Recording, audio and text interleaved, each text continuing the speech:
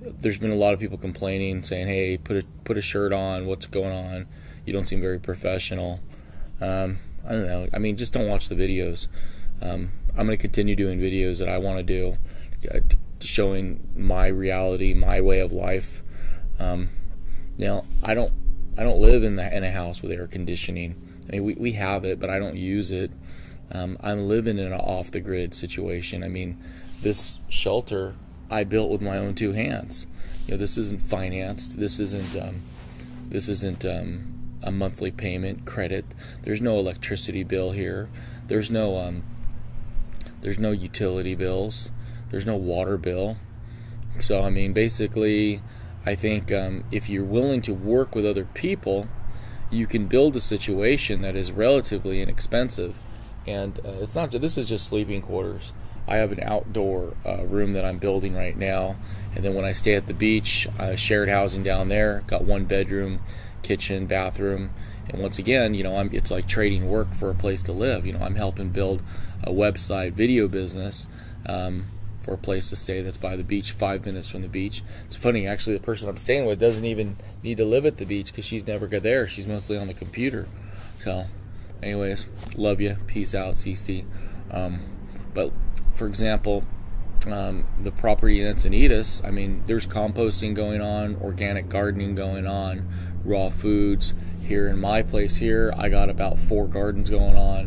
1, 2, 3, 4 citrus trees with a lemon tree we're just growing here. So I mean, I'm basically living the lifestyle that I want to live, which is a frugal-based lifestyle. No, there's like a group of people making fun of me on the internet. I think these guys are kids, but there's this whole simple living, frugal, tiny home movement that I totally relate to, and I really love it. And I'm going to start interviewing some people that are living out of their campers. I know Ches Critta is living out of his car. There's a lot of people that are just trying to take this whole American lifestyle and turn it up on its head. And I think for a lot of people, at least my next step after building this tiny home, people should really look into tiny homes on other people's private property. Check with your city code so you don't get in trouble. Make sure you know that you can build an off-the-grid structure. And then if you're living in a nice environment, maybe part of your structure would be like an outdoorsy, indigenous type of structure. I mean, the Native Americans were very close to nature. So the structures they build weren't like the structures that we have today. I mean, the outdoors are integrated to their structures, and I think what we've done in America is we try to separate ourselves from the outdoors, and we create these artificial living environments, and it just makes us weaker as a species. I mean, one of the comments, my buddy hanging out with me is like, "Man, how do you get mosquito bites? I get bitten by mosquitoes." Here's the deal with mosquitoes. After doing this for years and years, I get bit by them, and it just feels like a pinprick, and I get no allergic reaction. I mean, it just barely even itches. A lot of the time, I don't even scratch it. And so it's almost like after a while, you start becoming immune to mosquito bites. I don't know now you have way more mosquitoes in the Midwest and the East Coast, so here it's pretty dry weather, and it just there's sometimes it's pretty bad, sometimes it's not. But our human bodies can react, and they have their own ways of dealing with stresses that are put on it. Plus, if it gets really bad, I just start a little fire, and a little smoke goes a long way with getting rid of insects and such. So anyways, what am I talking about? Oh, it's like 7:30 in the morning. I'm just going to start doing these videos where I just talk with you guys and just chill and hang. And what am I doing?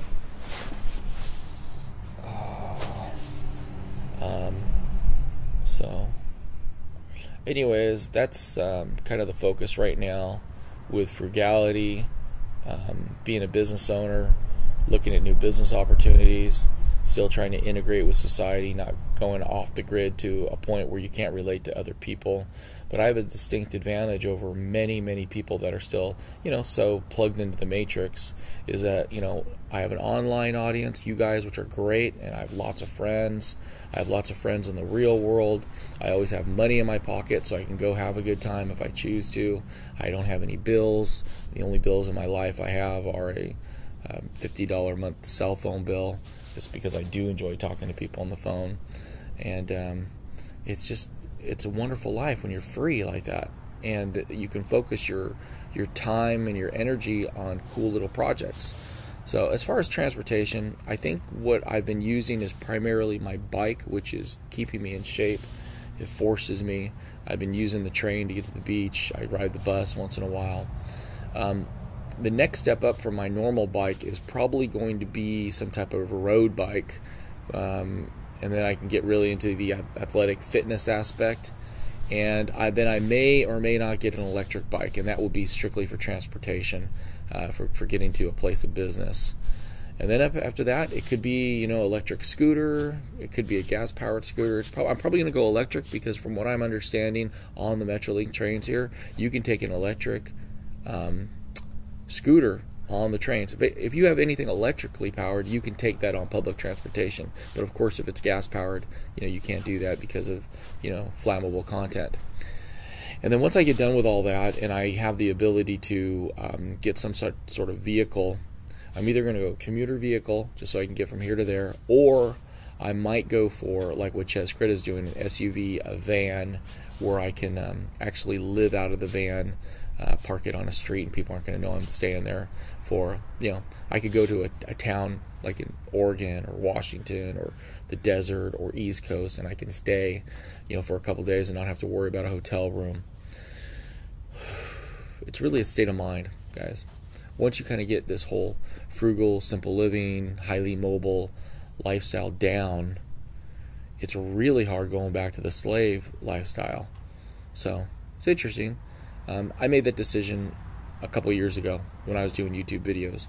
I was like, okay, it's one thing to talk about all this stuff, sustainability, but it's a different thing to actually implement it into your real life. And I found it would be more exciting, more interesting to try to implement these changes into my life and to actually report on it. So I think I've gotten to the point where I've been doing this long enough, I can kind of feel like I'm an expert on urban survival, frugal living, simple living. I even want to get more into indigenous lifestyle, indigenous living, more like how do the Native Americans relate to their surroundings. And I've been doing that because camping for me isn't just camping once in a while. It's a total lifestyle. So like I'm ready to go camping any minute, anytime. I can go basically I don't have a bug out bag per se, but I have supplies I can put together in about an hour where I can be gone for a week, and I have no problem. So anyways, practice makes perfect.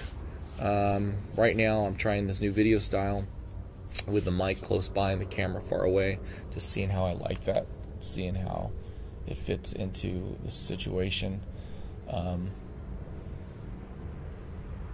Just talk to me, guys. Let me know what you're thinking. I'd love to go visit more of you guys, but here's the situation I figured out over the last 5 years doing these videos. Because when you do YouTube videos, you have the opportunity to meet a lot of people, and maybe I'll go out there and talk to my wife and see if I can go meet more people.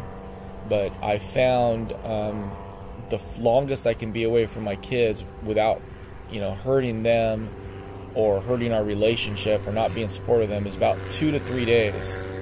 So for 2 to 3 days, I'm out in Encinitas, northern San Diego County, where I'm working on a business. And then when I'm here Thursday, Friday, Saturday, Sunday, I'm with them 24/7. I mean, I'm totally focused on them.